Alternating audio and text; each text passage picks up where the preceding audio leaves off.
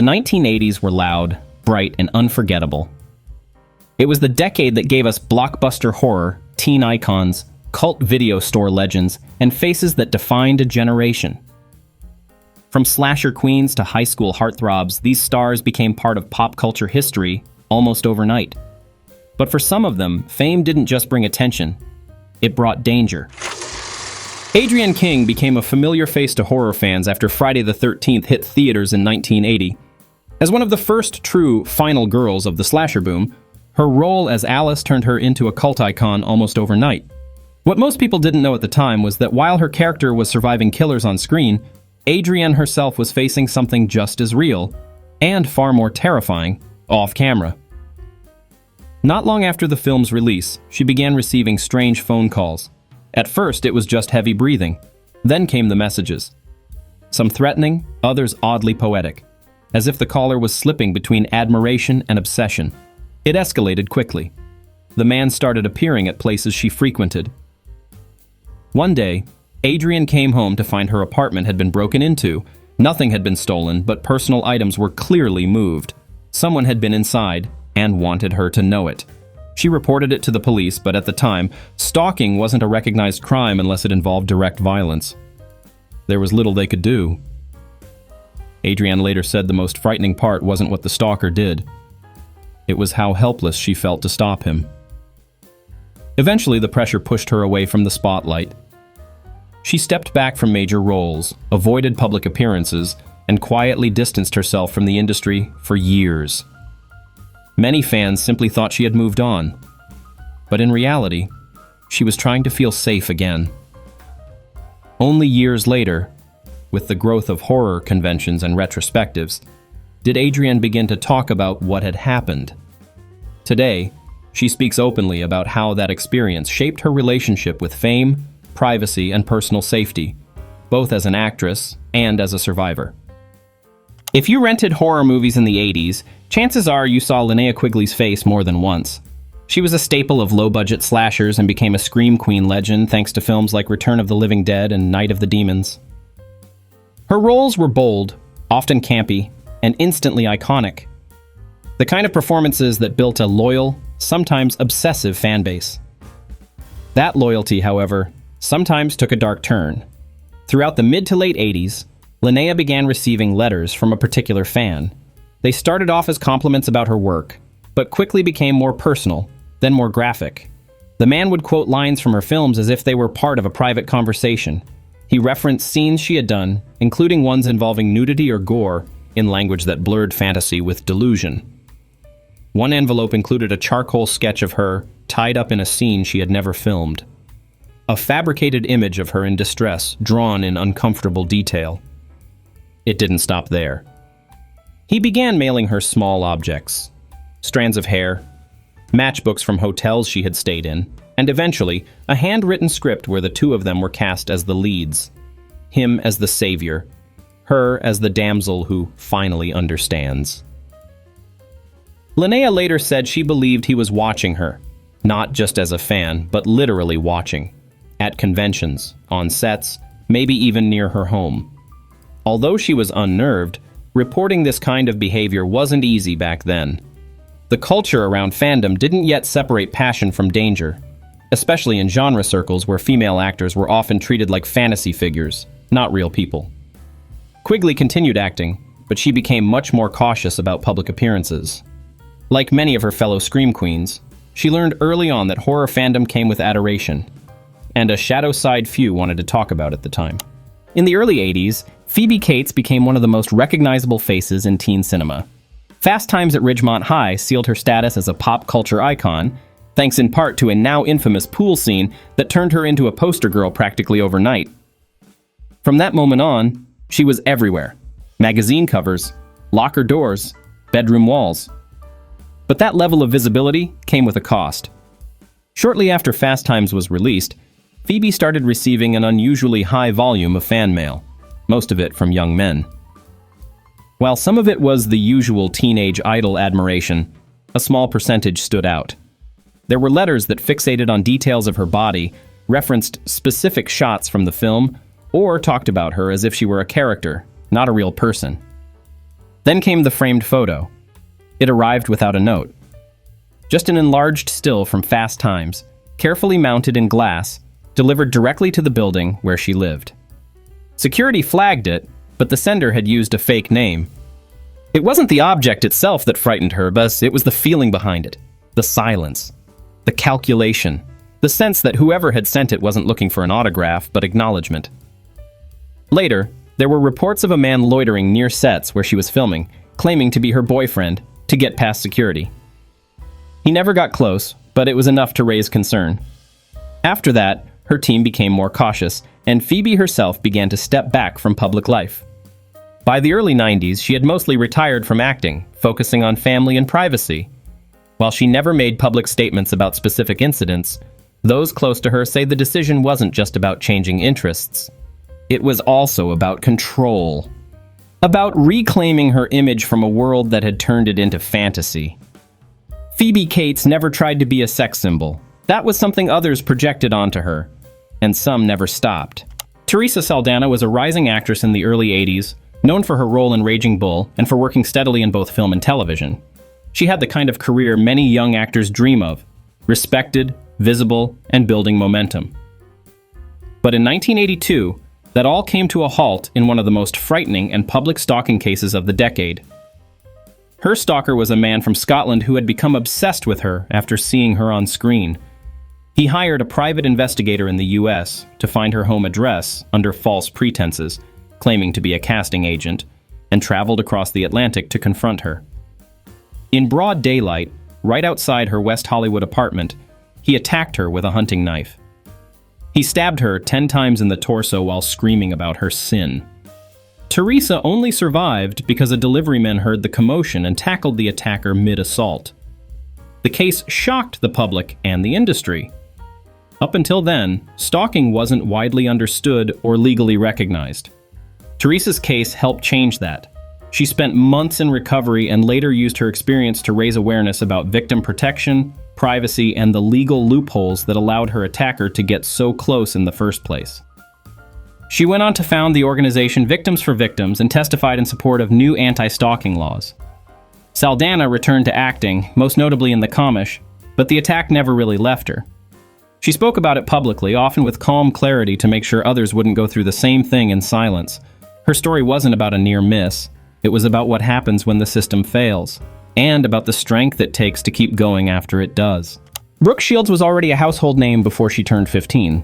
With roles in films like Pretty Baby and The Blue Lagoon, she became one of the most talked about actresses of her generation, not just for her talent, but for the controversy surrounding the way Hollywood portrayed her. She was marketed as a teenage beauty icon, but much of the public didn't stop to consider that she was still a child. That disconnect led to years of unwanted attention. Brooke became the object of intense obsession from fans who didn't distinguish between her roles and her real life. She received thousands of letters, some written in a disturbing tone, obsessive, romantic, and in some cases, predatory. At one point, a man claiming to be her husband by divine right repeatedly tried to gain access to her home and filming locations. He was arrested but released shortly after. There were also reports of individuals posing as delivery personnel just to get close to her. Because she started so young, Brooke had to grow up under constant watch. She was followed in public, had her movements tracked by tabloids and fans alike, and often needed private security at events most teenagers would attend freely. Despite all this, she carried on, earning a degree from Princeton, continuing her career in acting and writing, and later speaking out about the way the media and the industry treated her. Brooke Shields wasn't just stalked by individuals. She was stalked by a culture that decided who she was before she ever had a chance to. And for years, she had to work to reclaim that narrative on her own terms. By the mid-1980s, Michael J. Fox was one of the most recognizable faces in America. Between Family Ties and Back to the Future, he wasn't just a star. He was the face of a generation, relatable, charismatic, and always on TV or in theaters. But behind the fame, he was dealing with something far less lighthearted. As his career skyrocketed, Fox began noticing patterns that didn't quite make sense. He'd arrive at a location, and someone would already be waiting. He'd wrap filming, and there'd be a letter slipped under his trailer door. No postage, no stamp, just placed there. security staff at NBC and Universal started flagging certain incidents. There were calls from a man who claimed to be a close friend of Marty McFly, who insisted he was needed on a mission. Harmless at first, as even a little absurd, until it got more personal. Fox's assistant at the time reported that someone had left a package at his home. Inside was a map, tracing the exact route he took to set each morning, marked with hearts and X's at specific intersections. Along with it, a note. "We cross paths every day, but you don't see me yet." The stalker was never identified, and no confrontation ever occurred. But the implication, that he was being watched in his most private moments, stuck with him. He later increased personal security and stopped sharing any details about his location or schedule with press outlets. Fox has always maintained a positive public image, even after being diagnosed with Parkinson's in the 90s. But those close to him say that the experience changed his relationship with public life, made him more cautious, more measured about who had access to him. In the 80s, fame often meant being beloved by millions. But it also meant being followed by a few who didn't understand where admiration ended, and reality began. By the late 1980s, Winona Ryder had become a breakout star. After her performances in Beetlejuice and Heathers, she was instantly embraced by a generation of teens and outsiders. Her mix of fragility and intensity resonated with anyone who felt different. And to many, she wasn't just an actress, she was a symbol. But that kind of connection also drew a different kind of attention. During the final weeks of filming Heathers, studio security noticed a teenager showing up near the set almost every day. He didn't cause trouble. He didn't try to sneak in. He just waited, usually near the backlot entrance, sometimes for hours. He wore a flannel shirt, carried a notebook, and always left quietly. At first, Winona assumed he was just a fan. That changed when someone reported seeing him inside the building, standing in the hallway just outside her dressing room. When security approached, he calmly handed over a small gift-wrapped box. Inside was a cassette tape labeled "For Our Memories." The recording was a mix of music from Beetlejuice, layered with clips of Winona's lines, and whispers the boy had recorded himself.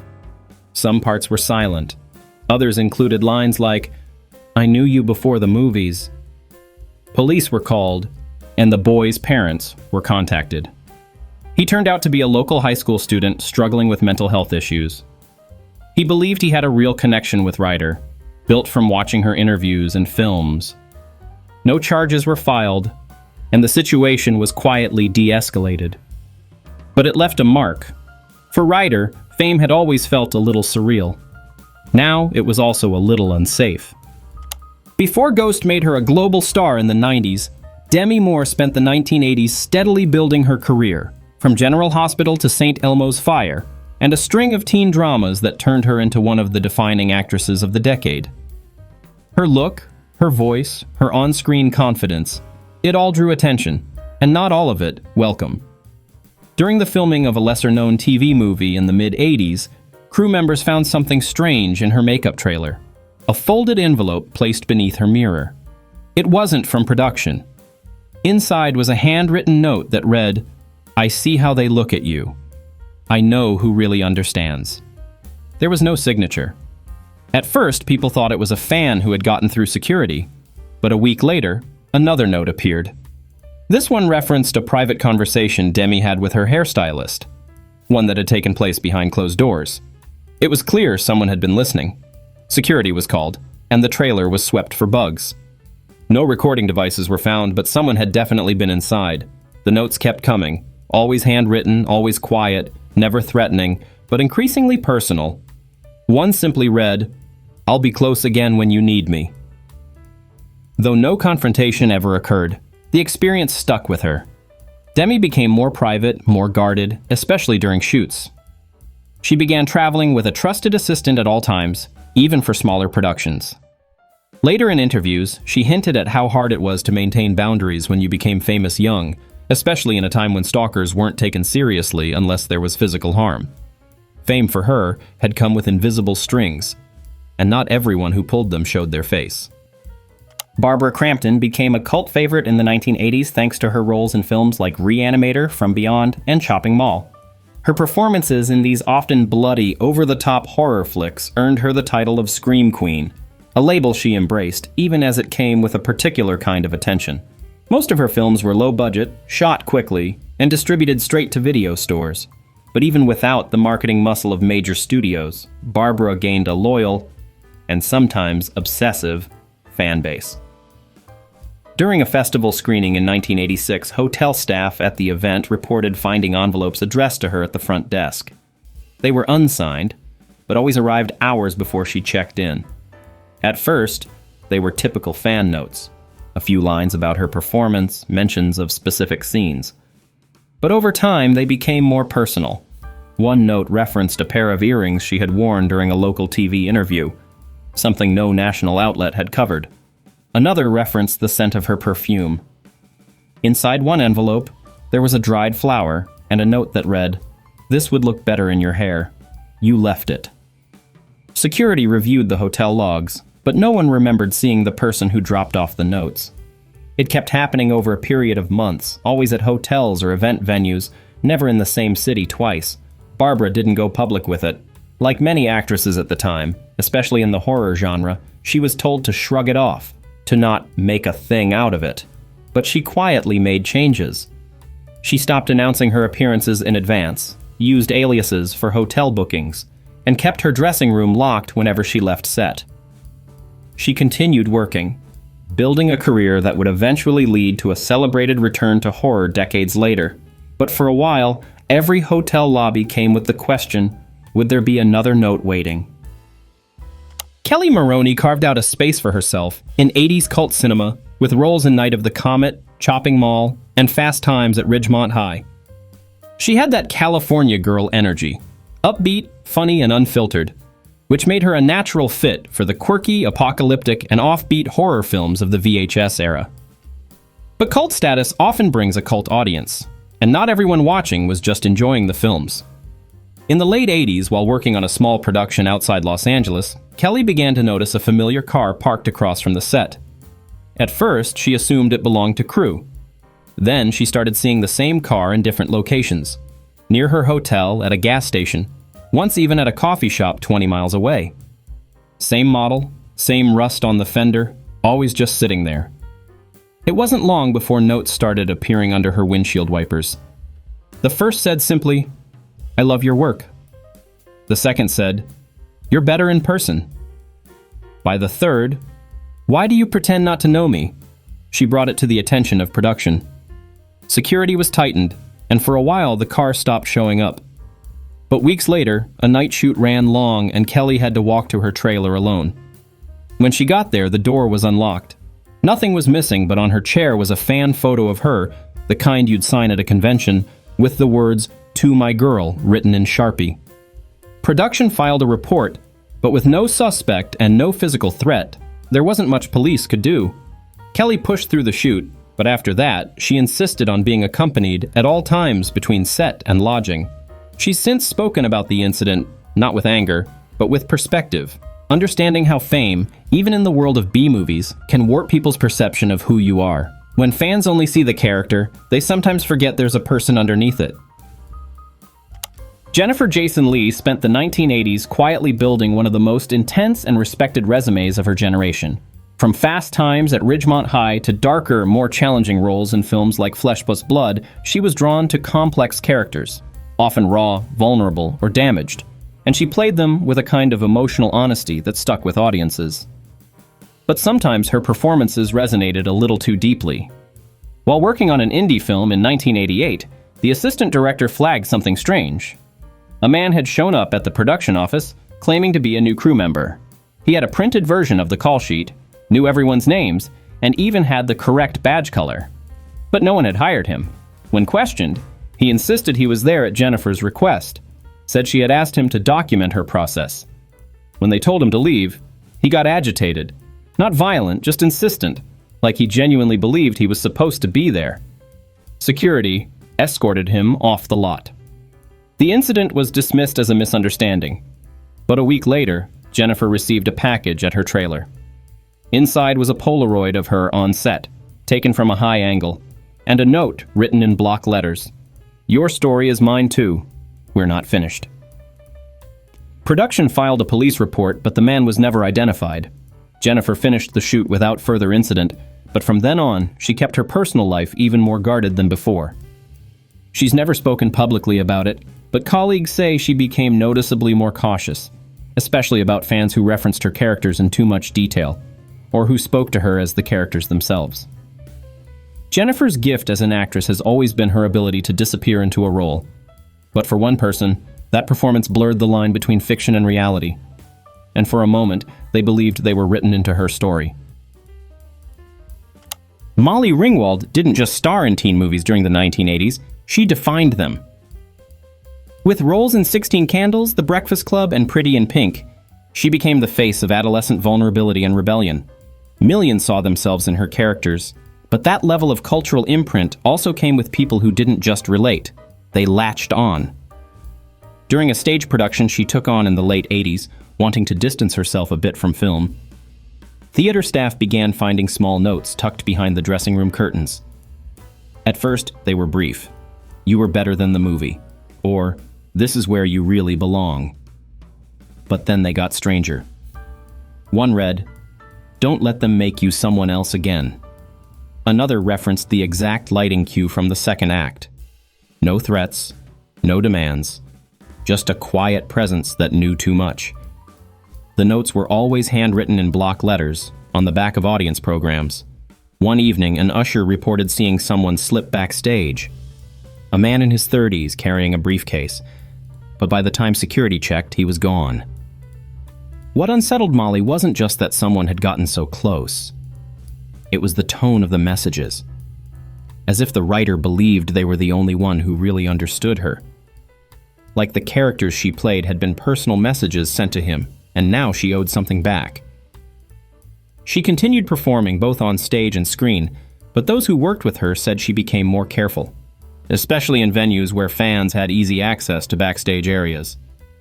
Molly Ringwald knew better than anyone how powerful it was to be seen by a generation. But sometimes, that connection went both ways, and not everyone let it go when the lights came back on.